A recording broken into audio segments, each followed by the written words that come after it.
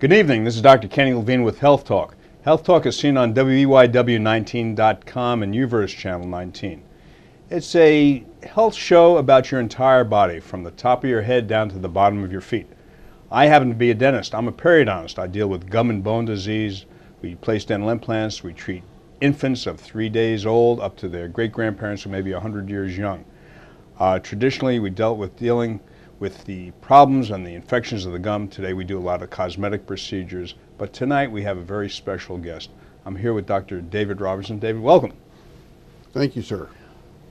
Let's talk a little bit about your background, how you decided to become, well, tell everybody what you do, first of all. I'm a surgical oncologist. That's a general surgeon with 5 years of training and at least 2 more years in fellowship training in surgical oncology.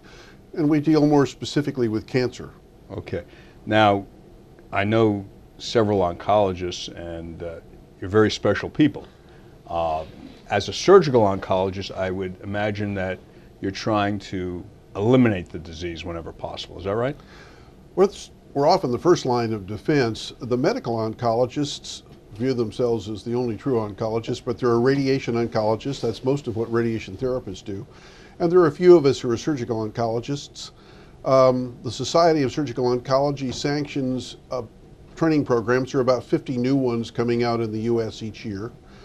My training, after 5 years, well, in the middle of that, I was sent to the lab, and I studied malignant melanoma and breast cancer at UCLA for 3 years, came back and finished the rest of my 5 at the University of Virginia. And then I went to Sloan Kettering in New York for 2 years, and came out and came to the University of Miami, where I was 17 years. You know, I'm 53, and there's no history of breast cancer in my family. My life is all about taking care of other people. I don't have time to think, let alone go for a mammogram. Why should I think about having one? Mammography screening looks for breast cancer in women who show no signs of the disease, and the whole idea of screening is to find the breast cancer earlier, when the tumors are smaller and they haven't had a chance to spread beyond the breast. Looking after our health is important, not just to us, but to everybody that we care about. Well, yeah, but I've heard lots of stories about women finding breast cancer themselves. So is a mammogram really more effective than that?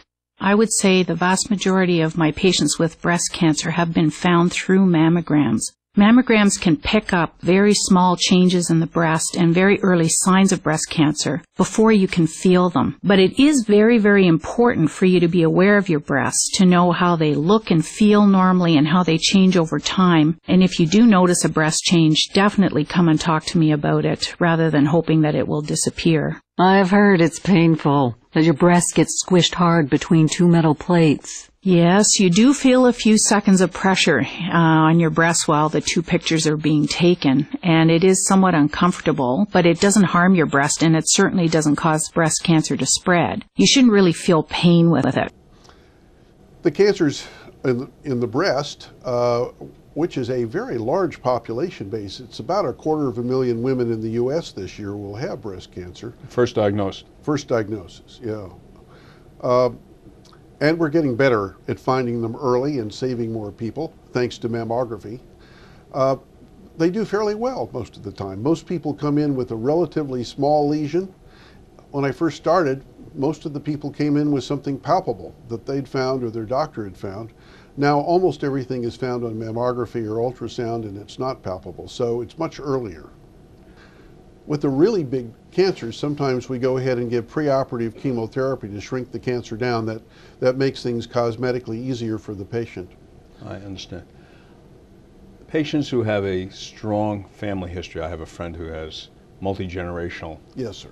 breast cancers, and they have the BRCA. The BRCA 1 and 2? Right. Yeah, it's that's a difficult process. If I see a young woman who's not yet had children and she's BRCA 1 or 2 positive, we sit down and do a fair amount of counseling. Right. The reason for that is that one of those carries an 85% risk of developing breast cancer in her lifetime. Wow. And there's a significant risk on both of them of getting ovarian cancer at some point. So some of these women are advised to have their families relatively soon, and they can choose whether they want to keep their breasts and ovaries, but ovarian cancer is very sneaky. Most of the time oophorectomy is recommended. And I recommend bilateral mastectomies for those people, not just because of peace of mind issues, but because it's a real threat in the long run. All right, let's get back to that in just a moment. We're going to take a commercial break. It's Dr. Kenny Levine with Health Talk. Thank you.